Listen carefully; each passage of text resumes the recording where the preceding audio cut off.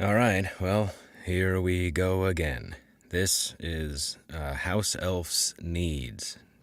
God damn it. Dobby's needs aren't being fulfilled at Hogwarts. In the last desperate attempt, he seeks out Hagrid for help. Great. And then the author notes, continue at your own risk. The author cannot be held responsible for squicking anybody, which I Googled. Squicking is making people feel immense discomfort. I am already squicked. Anyway, let's get started. A House Elf's Need. The rain beat against the window panes, tapping on the glass with a continuous, irritating rapping. It was a stormy night. The wind was howling outside, whistling around the eaves of the cabin. Inside, though, the room was warm and snug. A fire crackled merrily, throwing dancing patterns of light on the walls. Hagrid sat firmly ensconced in his big armchair, darning socks. At the moment, though, his hands were still. He looked dubiously at the eager house elf in front of him. "You're too small, Dobby," he explained. "I'd rip you open." "Dobby stretches, sir," the house elf said breathlessly. "Please, sir, Dobby wants you too." Hagrid studied him, musing to himself. "A tiny mite like yourself ain't a giant like me. Nah, Dobby, why do you want to do this so bad?"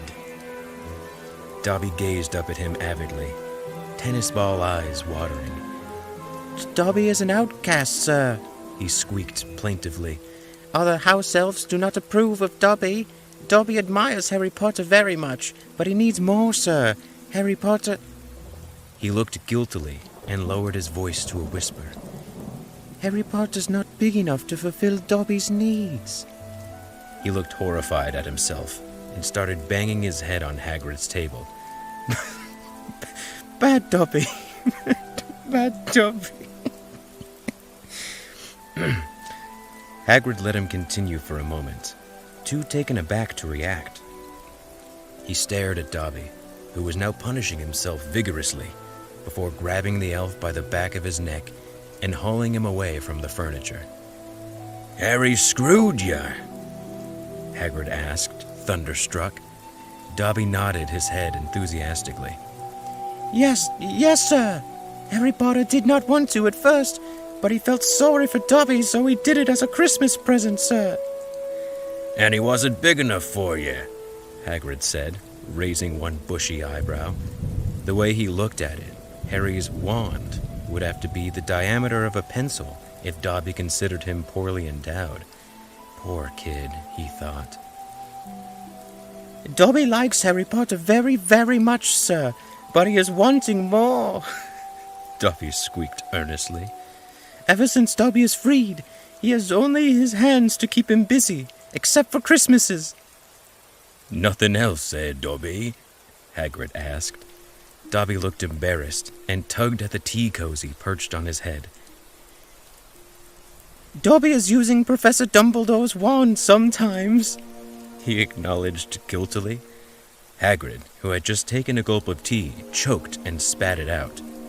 "Dumbledore's wand?" "Yes, sir. Dumbledore has a very big wand," Dobby said. Hagrid coughed, a blush rising up past his tangled beard. Now, Dobby, when you say his wand, do you mean his real wand? The one he does magic with?" Dobby seemed puzzled for a few seconds, then nodded so hard his bat-like ears flapped against his skull. "Yes, sir. Professor Dumbledore is doing great magic with his wand," he squeaked. "But it is... Never mind," Hagrid muttered, trying desperately not to think about the house elf's words. Images of Dumbledore and Dobby kept floating up, more to distract himself than to please Dobby. He stood up and put his cup down. "All right, Dobby, bend over and drop your shorts," he said, resigning himself to the inevitable. After all, if Harry had done it. Dobby's eyes filled with tears of joy. Thank you, sir. Thank you. Dobby has been so lonely. He hastened to comply, turning around and presenting Hagrid with a bare posterior. Hagrid groaned at the sight.